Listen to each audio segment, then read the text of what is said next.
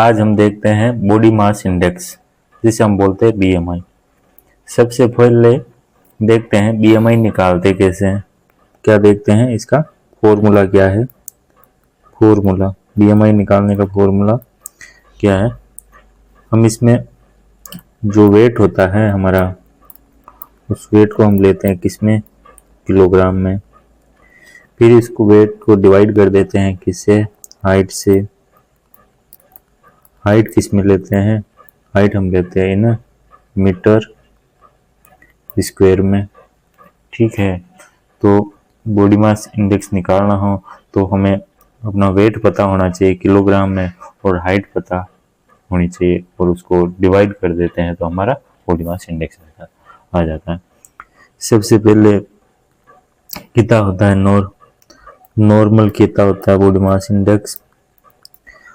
Normal कितना होना चाहिए, 18.5 टू 24.9 किलोग्राम पर मीटर स्क्वायर क्या होता है हमारा। इसके बीच में अगर हमारी वैल्यू आती है बीएमआई की तो हम क्या बोलेंगे, नॉर्मल बोलेंगे। अगर ये वैल्यू हमारी 24.5 टू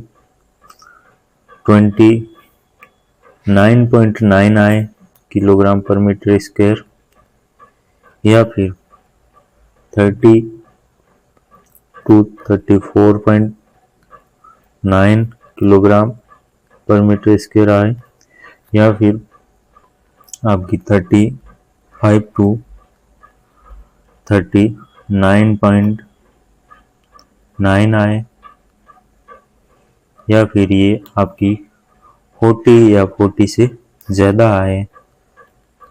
तो कैसे क्लासिफाई करेंगे बीएमआई को। जैसे सबसे पहले 18.5 टू 24.9 किलोग्राम पर मीटर स्क्वायर इज नॉर्मल। ठीक है, अब 25 टू 29.9 आता है तो हम उसे क्या बोलेंगे, ओवरवेट बोलेंगे। क्या बोलते हैं, ओवरवेट बोलते हैं। फिर 30 टू 34.9 आई बीएमआई वैल्यू तो हम उसे बोलते हैं ओबेज।